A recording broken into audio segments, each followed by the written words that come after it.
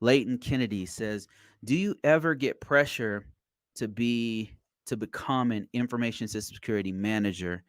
And is that something that you want to do?" Chris, I'll let you take that one, man. Yeah, for me, I wanted to, they try to get me to go on the government side to become an system security manager.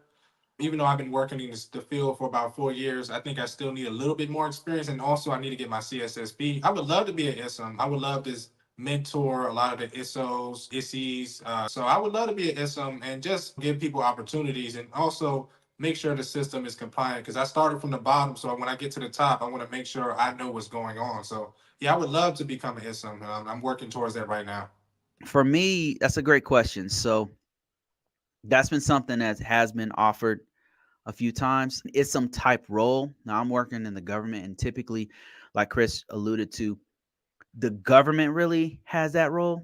They're the ones who make have the final say. So just just let me back up a little bit. An information system security officer, an ISSO, is somebody who's doing the tasks to make sure there's that the organization's security level, their security posture is in line with certain regulations. The government or the organization will have regulation A, B, and C. And what we're doing is making sure that they match A, B, and C. To just to put it as simple as possible. Now, an information system security manager, an ISM, is somebody who usually manages multiple information system security officers. So in addition to looking at the security posture of the organization, they're managing the people who are monitoring and measuring that security posture.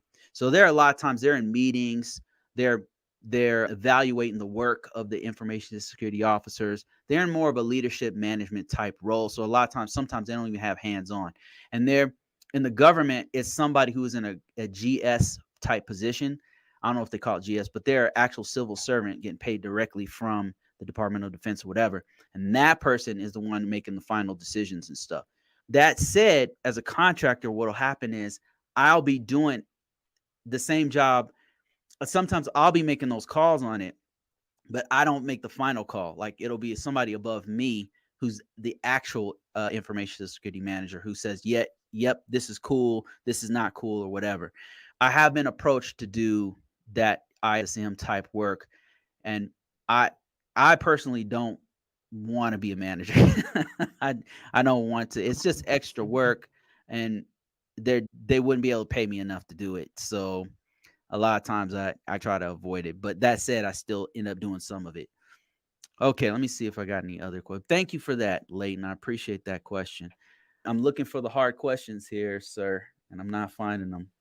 Okay, let me see. Somebody said they're bringing up poems. This is a great opportunity to explain poems.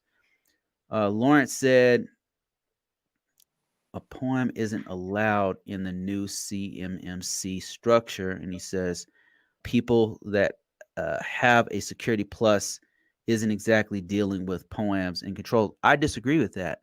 I disagree with that. So I don't know about your first statement saying that poems are not allowed in the new CMMC structure. I'm not a CMMC person, but I can tell you that in NIST 800 we use it quite heavily.